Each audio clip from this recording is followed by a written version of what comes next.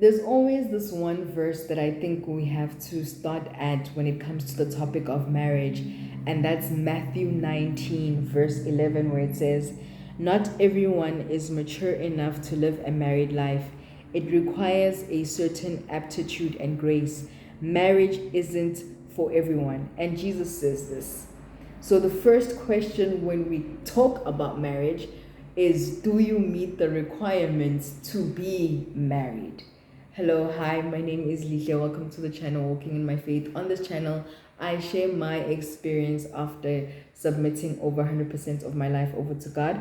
And one of the things that I chose to do last year, and yes, I say chose because it is a choice, I chose to get married last year.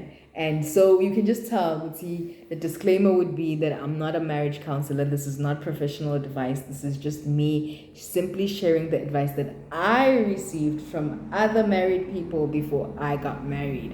And now I'm sharing that with you. Now, this verse that I read first, Matthew 19, verse 11, is very important to consider when you consider becoming a married person. You know, I do a part one of becoming Mrs. Someone, of why I changed my mind and chose to be married, because it is a call for people to be married and not everyone can do it. So in order for you not to get divorced, you have to ask yourself, do you meet the requirements to be a married person? Yeah. So if you want to check out the requirements that I had to meet, there's a part one of becoming Mrs. Someone. You can check that out. But let's just get into part two, where I share the advice that I received before getting married. Now, advice number one that I received from a lot of different people was pray and never stop praying. They just told me, Vele Guti, you'll never stop praying. You'll pray from the time, Vele. We know as Christians that prayer is our most powerful weapon. It's pretty much the way we communicate with God, and we'll always have to be in communication with God. You know what I mean? So the first section of it is, before you meet your husband, pray on your list, the list of requirements for the person. Would say, oh, I want him to bring this to the table. I want him to be able to do these things. All those things. Pray on it. Pray on that. And my experience was God changes the list because he shows you through maturity and wisdom that these things that you have on your list make no sense. They are ridiculous for even you to have in a list. Why? Yeah, but you go through the whole thing with you. The advice that was given to me was, they said, think about it this way. Think about it as in, God has just shown you the man you're going to marry, and he says you're going to marry him in about 3 years. And everything that happens to him from this moment forward will affect your life with him. So the only way to protect him, or to make sure that you guys will be protected together when you guys get together, is to pray for him now. So if you don't like his friends, pray he change his friends. If you want to find him in a financial stability, pray he, have a job and financially stable, well-rounded, has financial literacy, because it's a wisdom thing, all of these things. So you have to pray for him before you even meet him. And then when you guys are together, there are things really that you're going to have to pray for. You're going to have to pray. Even now, when I got married, I was told that I have to pray for our bedroom life. Now, this is something that I never thought I never thought God cared about that. You know what I mean? It's a bedroom life. Come on. No, you're told, Uti, the charge is Uti, be fruitful and multiply. So obviously God would care about that. It's a command that he gives, right? So you have to pray on those things. And it's one of the areas where your marriage gets attacked, for you guys not to be able to feel that commandment where you are fruitful and multiplying. So you're going to have to pray about that. I was even told by my mother-in-law that I have to pray for the children I don't even have yet. You know what I mean? We decided on a number of children. They're on my mind. I have to pray for them now.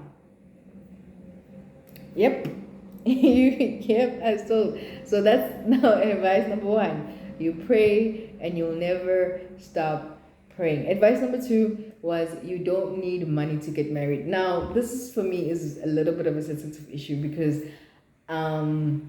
I don't know if I would give this advice to someone because I'm not finding it easy to live with, even though I very much would say that I am a testimony to not having money. You know, I mean, my husband and I got married, both of us had no jobs, and then within like, we got married that Saturday, by that Tuesday, he had a job offer. So, you know, God is always able, God is always there, and He will provide. And for a person like me who is wanting to be a servant and who wants to take part in the kingdom, we are in the middle of a Bible study with the youth in Barberton, and we're reading Matthew. And I was reading Matthew 10 the other day, and I read Matthew 10 verse 9 where it says, you don't think you have to put on a fundraising campaign before you start. You don't need a lot of equipment. You are the equipment, and all you need to keep that going is 3 meals a day. This is Jesus who's talking here, and he was giving a command to his disciples to say, go out into the world and tell them that the kingdom is here. And you don't need these extra fancy things to convince them. All you need to do is just go and you speak, and that's it. So in order to be vele that, you know, surviving on that, living that word, I have to live that word, sort of.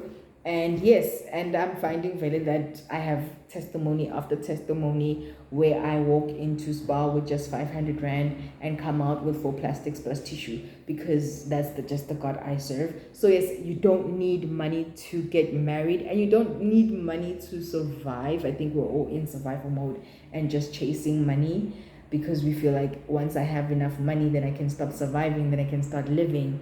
But we actually have it wrong. It's a lesson that I'm in the middle of learning practically. Practically. It's easy to say, not easy to live. So this is why it's a little bit hard for me, because I totally understand the tether that's there between that fight of letting go of your desires and everything that you thought you were supposed to aim for, you know, and now being okay with being unimportant. That's basically where it comes down to when you're reading the rest of chapter 10. There's a topic there under verse 29 that says, forget about yourself. And it basically comes down to God's plan is more important than you are. So if in God's plan, you were just meant to give birth, unfortunately, that's just your job, Mir. Your job was just to give birth. There was nothing more than that. Not that I'm saying I'm belittling what Mary did, but I'm just saying, Gutsi, if your job is just to give birth to the Messiah, is just to give birth to the person who's going to cure cancer, and then that's the life that you lived, in all other aspects you are miserable, unfortunately, you have to be okay with that. It's a hard thing to accept, and most of us won't accept it, but unfortunately, it is what it is. So I'm coming down to it as well. Then advice number 3 is advice that I received mostly from females, and from female to female. So they were like, don't forget yourself. We as females have a tendency to get into marriage and then make it all about our husbands, about our families, about, you know, keeping up appearance. But your dreams, the goals that you had as a person, if you still wanted to go to school, if you still wanted to have a business, if you still wanted to do that, it is still valid and you can still do it. You are not allowed, you're not dismissed. You don't get dismissed because you have gotten married now and are changing your name. No, that's the advice that I received from mostly females. So this is female to female. Don't forget about yourself. As unimportant as you have to be in God's plan, you are as important in your marriage, which is for me the question that I kept asking about why, when it comes to talking about Jesus's birth, they start with the genealogy of Joseph. I know that they were cousins, but it makes no sense for you guys to tell us who Joseph's father and his bloodline is when he has nothing to do with Jesus's bloodline. I mean, he's not even a sperm donor. I'm not to be disrespectful.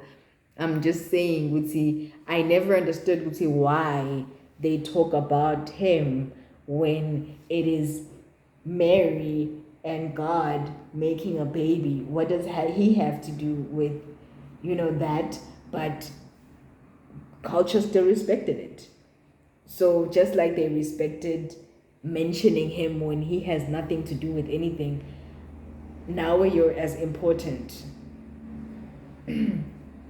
Basically, your bloodline is as important as his was when he did nothing. Okay, and then number 4 was understanding the uniqueness of your relationship. This is one of the ones we got from the pastor, and basically what he says was, this is the first time the two of you are getting married, and even if it wasn't the first time the two of you, and if you were married before, it's still the first time the two of you are getting married to each other. The personalities that you have are different from personalities that other people have, and these personalities are coming together for the first time ever. So it's okay to look at your parents' marriage and look at your friend's marriage and look at your cousin's marriage and people around you and how they live their lives in marriage and all of these things. But you have to know that not everything that's working for them will work for you guys because you're not them. All right? So you have the chance, the ability, the opportunity to make your own rules, set up your own way to function in your own household, how you guys want to do things, and then don't let anybody come and interfere into that. I notice sometimes, because men are called to be a certain type of way in their household, when their family is around, they have the tendency, not that I'm saying my husband does this. This is not a way for me to say things about my husband that he's doing on the side. I'm not doing that. Please don't take it as that. This is just an example of things I'm seeing. I'm just saying, see, when their family's around, they do things they wouldn't normally do. When the family is not around, they adjust. When your family is around, it's also different. Like, don't do that. Don't do that. Don't do that. Let's be us around everybody is what I'm getting to, because us is better than what everybody else has got going on. I know we know what we've got going on. Nobody knows what we've got going on except you and me, which comes back to the verse Genesis 2:24. Genesis 2:24. This is after Adam and Eve have met, and Adam has made that declaration, bone of my bone, flesh of my flesh, and he's basically accepted her as a piece of himself. It says, therefore a man leaves his father and mother and embraces his wife, and they become one flesh. The two of them, the man and his wife, were naked, but they felt no shame.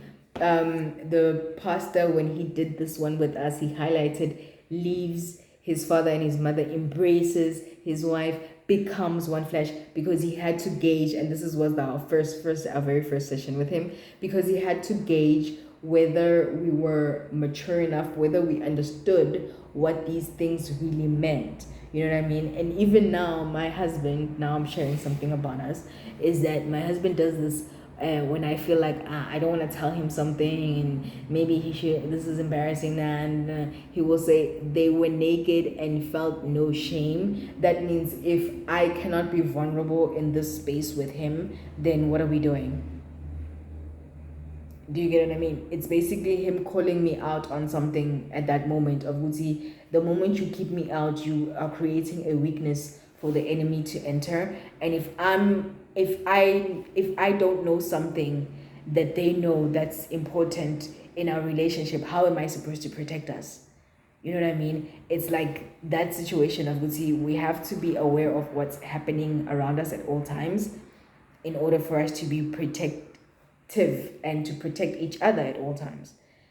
It's something like, imagine if there was something that your family knew that your spouse didn't know. That's wrong. That's wrong.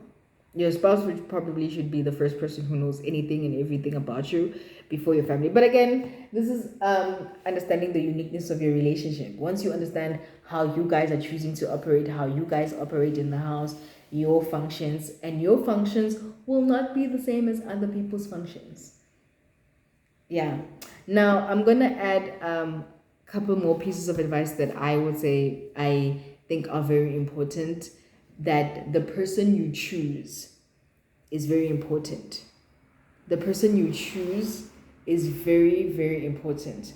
And again, there is a difference between a God-fearing man and a man of God.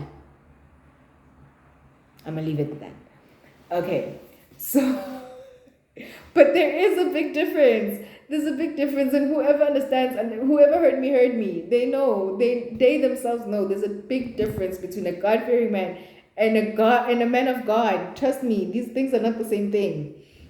Don't get it twisted. These things are not the same thing. So the choice you make, it's going to be very important, because you're going to have to choose this person every day, over and over and over. And you're going to have to choose to go above and beyond for them, serve them beyond their wildest dreams, because you would want to be served beyond your wildest dreams. And that is what marriage is. My other advice, besides the importance of the person you choose, is also understanding that you're going into marriage to serve.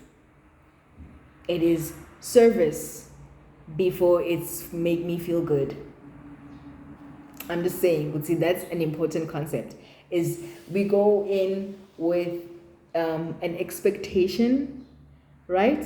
And the reality is that some of our expectations are not going to be met with the reality of the situation.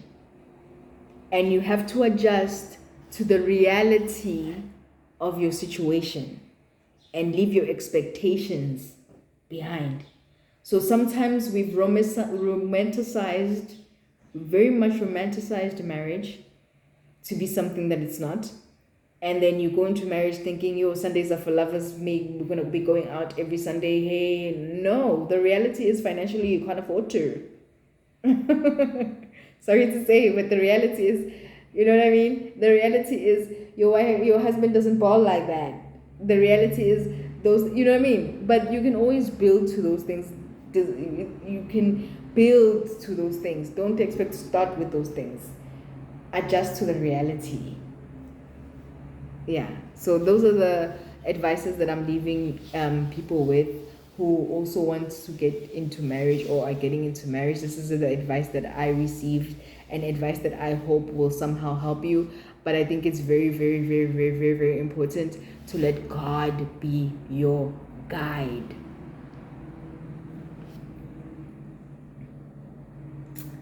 I'm going to leave you with that.